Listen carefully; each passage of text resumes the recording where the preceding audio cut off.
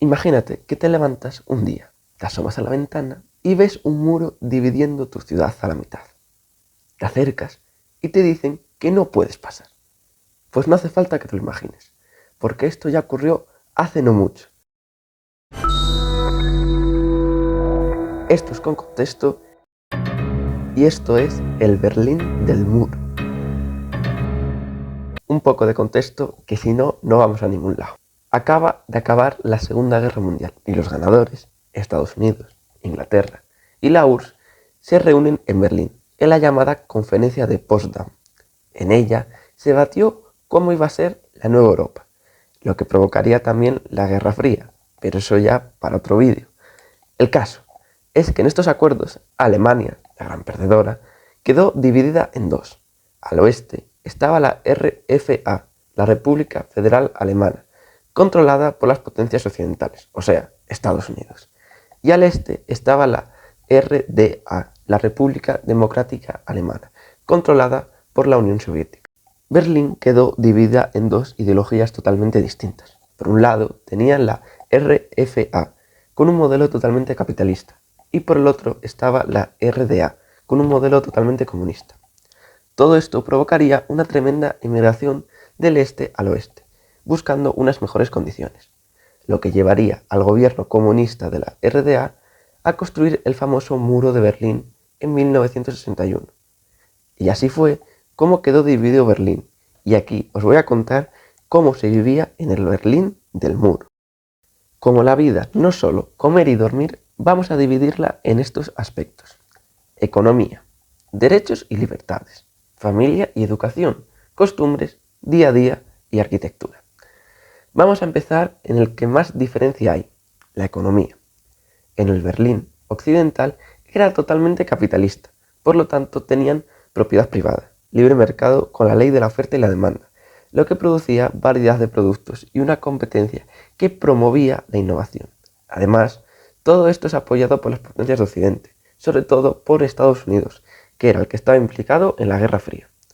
Totalmente distinto era la parte oriental, donde reinaba una economía planificada, donde no existía la propiedad privada y todo pertenecía al Estado, el cual planificaba todo lo que se iba a producir en un año, lo que provocaba una escasez en la variedad de los productos, además de que se centraban mucho más en la parte agrícola y la producción de máquinas y recursos primarios para la construcción.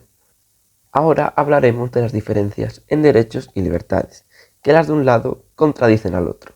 Era algo así, que los del Berlín del Oeste dejan libertad de movimiento, pues nosotros prohibimos salir sin un permiso especial y de paso instauramos un estado de vigilancia con la Stasi y que solo pueda gobernar el Partido Comunista. ¿Para qué queremos más?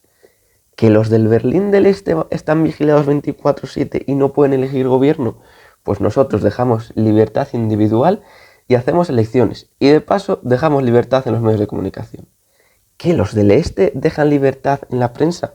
Pues nosotros la controlamos totalmente.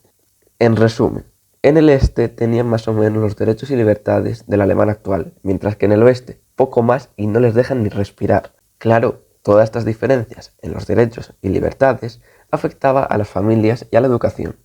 En el Berlín de Oriente la familia estaba más controlada por el Estado, aunque se le daba mucha importancia al trabajo femenino.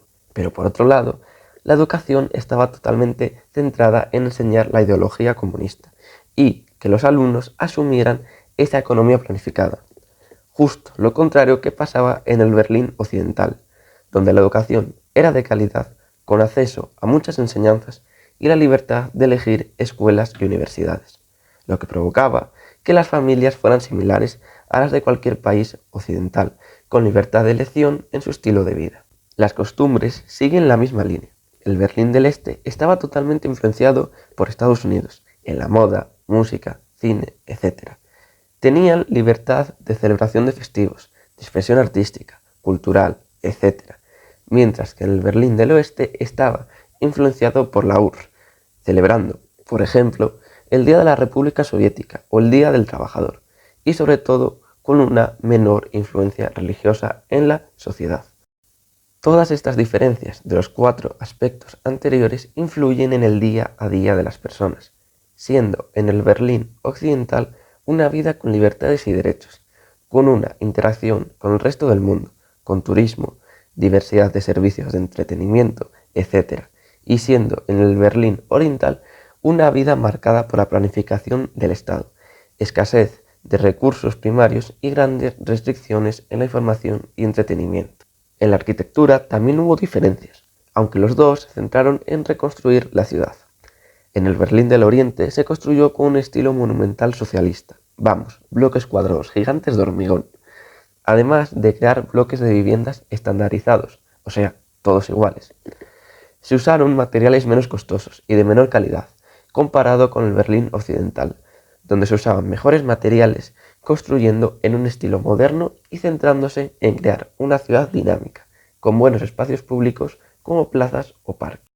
Y ya, para terminar, a modo de conclusión, se podría decir que Berlín era un reflejo de las diferencias entre Estados Unidos y la URSS, concentradas en una sola ciudad.